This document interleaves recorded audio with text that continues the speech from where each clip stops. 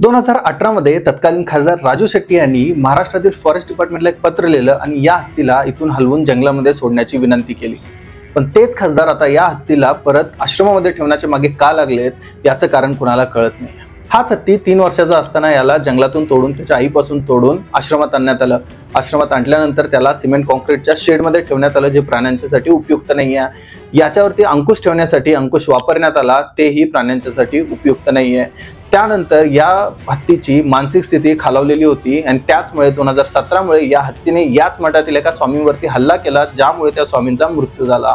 त्यानंतर 2018 मध्ये राजू शेट्टींनी महाराष्ट्र फॉरेस्ट डिपार्टमेंटला एक पत्र लिहिलं आणि त्यामध्ये सांगितलं की या हत्तीला इथून हलवायला पाहिजे। अशीच गोष्टी पुढे चालू राहिल्या। या हत्तींच्या सोंडामध्ये लहान मुलांना देऊन पैसे कमवण्याचा प्रयत्न या आश्रमातील लोकांनी केला। त्यानंतर हैदराबादचा एक 2019चा फोटो दाखवत पेटा म्हणतं की या हत्तीला हैदराबादला हलवण्यात आलं आणि त्यामधून त्यांनी 4 लाख रुपये कमवले। एकतर हा ट्रान्सपोर्टेशन अवैध होतं आणि या हत्तीला अशा प्रकारे एका ठिकाणाहून दुसऱ्या ठिकाणी नेणं हेही अवैध आहे। माझ्या कमेंट सेक्शन मध्ये जाऊन मला शिव्या घालायच्या आधी एक गोष्ट लक्षात घ्या, हे आरोप मी करत नाही आहे, हे असेच लांबलचक आरोप पेटाने केले आहेत आणि कोर्टात गेले, त्यामुळे आपल्या माधुरी हत्तीला इथून हलवण्याचा निर्णय घेण्यात आला। इथपर्यंत सर्व ठीक होतं, पण इश्यू तेव्हा सुरू झाला किंवा मेन प्रॉब्लेम तेव्हा सुरू होतो जेव्हा या सगळ्यामध्ये एक पॅटर्न पाहायला मिळतो। 1 ते 1.5 वर्षामध्ये 50 ते 60 हत्ती या वंतारामध्ये मूव्ह केले गेलेले आहेत आणि या हत्ती मूव्ह करण्यामध्ये पॅटर्न सेम दिसून येतो। एक माणूस एक कंप्लेंट रजिस्टर करतो, त्या कंप्लेंटमध्ये असं म्हटलं जातं की हत्तीचा या ठिकाणी छळ केला जातो। त्यानंतर ऍक्टिव्ह होते ती पेटा संस्था। पेटा संस्था एक लांबलचक आरोपांची लिस्ट बनवते आणि कोर्टामध्ये केस रजिस्टर करते। जे मी वरच्या आरोपांची लिस्ट सांगितली ते सगळे पेटाच्या आरोपामध्ये मेन्शन आहेत, लिंक मी खाली डिस्क्रिप्शन मध्ये दिली, तुम्ही जाऊन वाचू शकता। पेटा हायकोर्टमध्ये एक कंप्लेंट रजिस्टर करतं, नंतर केस सुरू होते। केस सुरू झाल्यानंतर पेटा कोर्टाला समजावून सांगते की या हत्तीचा कसा छळ चालू झालाय आणि या हत्तीला तिथून मूव्ह करणं कसं गरजेचं आहे। हायकोर्ट काय करतं, या सगळ्यावरती HPC म्हणजे हाय पॉवर कमिटी बनवते। त्या कमिटीला हे अधिकार देण्यात येतात की हत्तीला कुठे मूव्ह करावं। नंतर ती HPC काय करते, या हत्तीला इथे ठेवणं बरोबर नाही आणि हत्तीला वंतारामध्ये मूव्ह करावा असा आदेश देते आणि हत्ती मूव्ह केला जातो वंतारामध्ये। एकदा का हत्ती वंतारामध्ये आला की एक नवीन खेळ सुरू होतो। या खेळामध्ये हे दाखवण्याचा प्रयत्न सुरू केला जातो की हा हत्ती जिथे होता तिथे त्याचा किती छळ केला जायचा आणि तो किती दुःखात होता आणि वंतारात आल्यामुळे तो किती खुशीमध्ये आहे आणि त्याची किती काळजी घेतली जाते हे दाखवण्याचा प्रयत्न सुरू होतो। एक स्पेशल PR टीम ऍक्टिव्हेट होते, ती हे सगळं दाखवण्याचा प्रयत्न करते, निरनिराळे व्हिडिओ बनवते आणि सोशल मीडियावरती टाकले जातात आणि जनभावना बदलण्याचा प्रयत्न केला जातो। त्यानंतर थोडे अंबानी धार्जिणे लोक, थोडे इन्फ्लुएन्सर्स यांना हे व्हिडिओ बनवण्यासाठी सांगितले जाते, व्हिडिओ पोस्ट करण्यासाठी सांगितले जाते आणि जनभावना परत एकदा बदलण्याचा प्रयत्न केला जातो। असंच करून देशभरातील अनेक हत्ती आतापर्यंत वंतारामध्ये आणले गेले। अरुणाचल प्रदेश, मेघालय मधील जंगलातून अनेक हत्ती या वंतारामध्ये मूव्ह करण्यात आले। इतकंच काय तर कांजीरंगाच्या नैसर्गिक जंगलातून हत्ती आणून अंबानीच्या प्रायव्हेट जंगलामध्ये सोडण्यात आले। असाच काहीसा प्रयत्न आपल्या कोल्हापूर सोबत करण्यात आला, पण एक कोल्हापूर आहे भावा, इथे विषय हार्ड आहे, इथे कॉपी चालत नाही, हेच जणू कोल्हापूरकरांनी जाणवून दिलं आणि अंबानीची चांगलीच जिरवली। 2 दिवसात जिओने जवळपास 10,000 सबस्क्रायबर गमावले। कोल्हापूरकरांचा आणि नांदीकरांचा मोठा विजय झाला। कोल्हापूरमध्ये येऊन असा प्रकार चालणार नाही अंबानीच्या लक्षात आलं, त्यामुळे त्यांनी कोर्टाच्या आदेशानंतरही आम्ही वंतारामधून या हत्तीला आणून कोल्हापूरमध्ये किंवा नांदीच्या मठामध्ये परत सोडू असं त्यांनी स्टेटमेंट दिली, पण ती लिगल प्रोसिडिंग्स नंतर। यामध्ये कोल्हापूरकरांचा मोठा विजय झालाय नक्की जरी असलं तरी यातून थोडे प्रश्न निर्माण झालेत आणि त्या प्रश्नांची उत्तरं आपण सरकारला, अंबानींना आणि थोडे प्रश्न स्वतःलाही विचारायची गरज आहे। अंबानींना जर हत्तीची एवढीच काळजी असेल तर याच मंदिरांमध्ये हत्तीची चांगली काळजी कशी घेतली जाईल याचं उपाययोजना अंबानींना करायच्या नव्हत्या का? अंबानींचा प्रेम फक्त हत्तींसाठीच काय आहे? जर शहरात इतके मोकाट कुत्रे, गाढवं, गायी ज्या शहरात मोकाट फिरतात त्यांच्या पुनर्वसनाचं काय? मी ऐकलं की वंतारामध्ये या हत्तींना खिचडी खायला देतात। जंगली प्राण्यांना आर्टिफिशियल खिचडी किंवा आर्टिफिशियल अन्न-पदार्थ खायला घालणं योग्य आहे की अयोग्य हे कोण ठरवणार? सगळ्यात महत्त्वाचा प्रश्न, जर हत्तीच यांना आणायचे असतील वंतारामध्ये तर तमिळनाडू आणि केरळमध्ये जे इतके हत्ती आहेत त्या हत्तींचं काय? आणि सगळ्यात महत्त्वाचा प्रश्न म्हणजे या भारतातील, देशातील सगळ्या हत्तींवरती अधिकार या अंबानींना कोणी दिला? या सगळ्यामध्ये थोडे प्रश्न आपण स्वतःलाही विचारले पाहिजेत। जर या हत्तीचा हैदराबादमधील मिरवणुकीमध्ये वापर केला गेला असेल, जर केला गेला असेल तर तो योग्य की अयोग्य ठरवलं पाहिजे। जर तो अयोग्य असेल ते थांबलं पाहिजे। या सगळ्यामध्ये सरकारचा काही स्टेक नाही आहे का?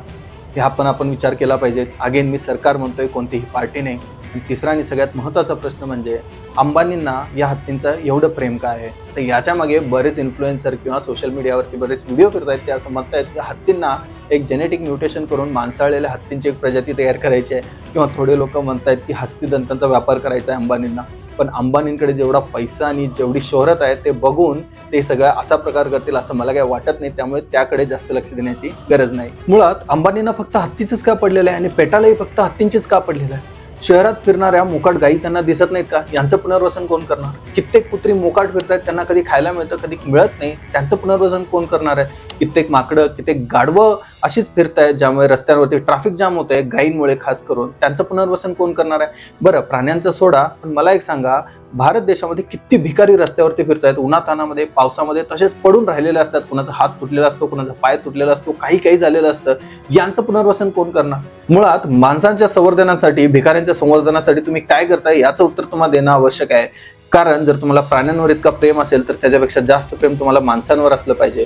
जर तुमचा पैसा जर माणसांच्या कामी येत नसेल तर तुमच्या पैशाचा काहीच उपयोग नाही आहे. मुंबईतील कबूतरखान्याचा प्रश्न ऐरणीवर आहे. तिथे जैन धर्मीयांनी आंदोलन केले की हा कबूतरखाना इथून हलवू नका, त्यामुळे या प्राण्यांना त्रास होईल असं त्यांचं मत आहे. एक गोष्ट लक्षात घ्या, मुंबई असो किंवा कोल्हापूर असो, जैन धर्म इथे कॉमन आहे. जैन धर्मीयांनी एकत्र येऊन या सगळ्याचा विरोध केला. पण ह्यामागे एक मोठं राजकारण तर सुरू नाही ना. स्वतःच सुरुवातीला आग लावायची आणि एका विशिष्ट समाजाचे लोक एकत्र आले, त्यांनी आंदोलन केलं की आपणच सरकार असू दे किंवा विरोधी पार्टी असू दे समोर जायचं आणि आम्ही तुमच्या भावनांचा आदर करतो असं सांगायचं, आम्ही तुमच्याबरोबर आहे असं सांगायचं आणि हा निर्णय रद्द करायचा. म्हणजे त्या समाजामध्ये, विशिष्ट समाजामध्ये किंवा त्या लोकांमध्ये असा एक मेसेज जाईल की हा नेता आपल्या सोबत आहे. असं जर करण्याचा कुठे प्रयत्न होत नाही आहे ना, आधी आपणच आग लावायची आणि नंतर फायर ब्रिगेड म्हणून स्वतःच घुसायचं, असा जर प्रकार होत नाही आहे ना, हे विचार करण्याची खूप गरज आहे. ती घेऊन गेले म्हणून आपण एक लढा उभारला आणि त्यामध्ये आपण यशस्वी झालो.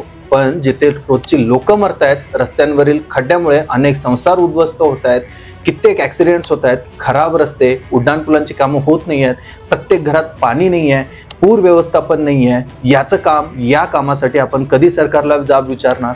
त्यामध्ये आपण फक्त पॉलिटिक्स करत बसणार? कराडचा पूल मागचे 3 वर्ष बांधकाम सुरू आहे. मुंबई गोवा हायवे मागचे 10 वर्षापासून रखडलेला आहे आणि या सगळ्यामध्ये आपण माणूस म्हणून अपयशी ठरतोय असं तुम्हाला वाटत नाहीये का? आपण सरकारला जाब विचारायला पाहिजे असं तुम्हाला वाटत नाहीये का?